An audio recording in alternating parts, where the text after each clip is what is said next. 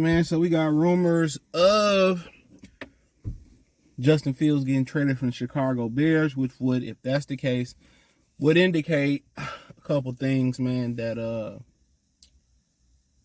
they probably would be drafting Caleb Williams. Let's talk about it. Check out Detroit Lions check out the NFC North playlist. We cover more of the NFC North this offseason. Also, I get to the latest news on Kirk Cousins. And whatever going on with the Green Bay Packers and obviously the Detroit Lions. Yes, still got the homeless look. I'm getting cut this weekend, so don't worry about it. But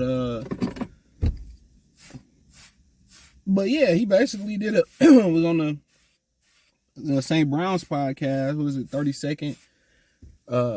With an economist, I'm mispronounced his name, the St. Brown brother that played for Chicago, and obviously our St. Brown in Detroit, Amon St. Brown. And he basically said, that, he unfollowed, just because he unfollowed the Bears don't really mean much. But if on social media, era, when you unfollow somebody, that indicates a breakup. Most people thought they kept the head coach. They was keeping the quarterback. But when you get the number one pick 2 years in a row and you miss out on C.J. Stroud 1 year, then you already know, it's an omen. Even though this pick isn't their pick, it is the Carolina Panthers pick. But you've been blessed with a number one overall pick again.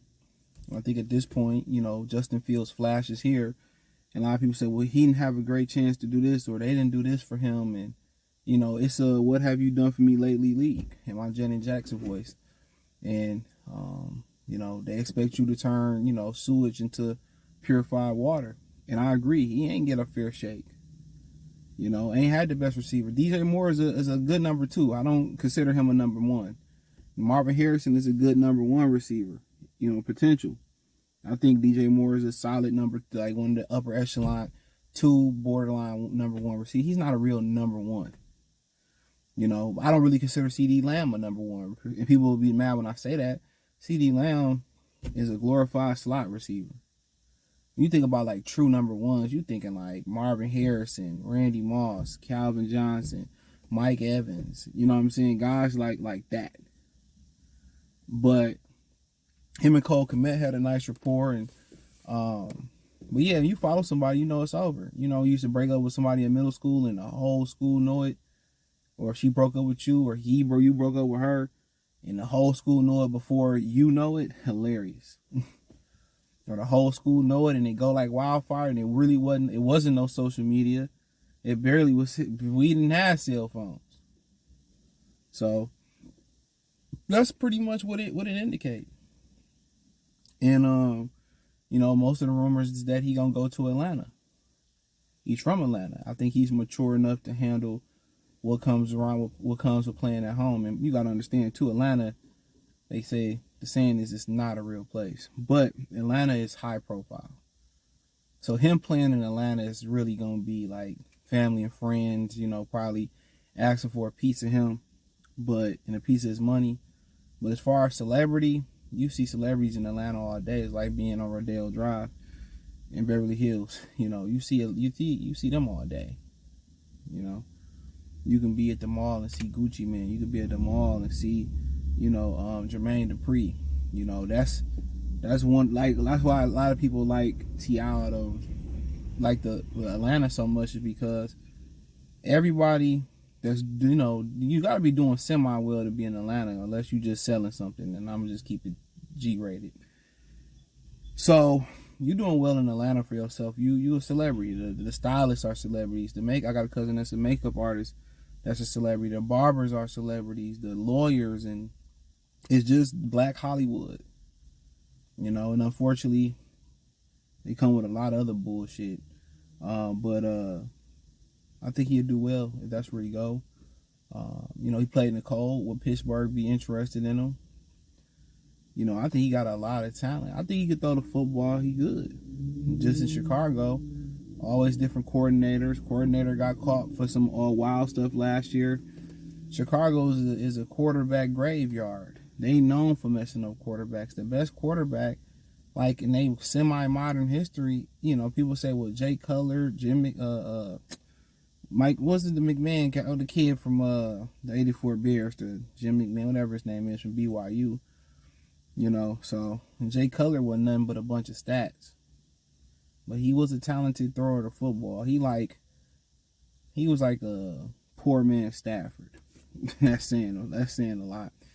But you know, at the end of the day, you don't take none of it personal.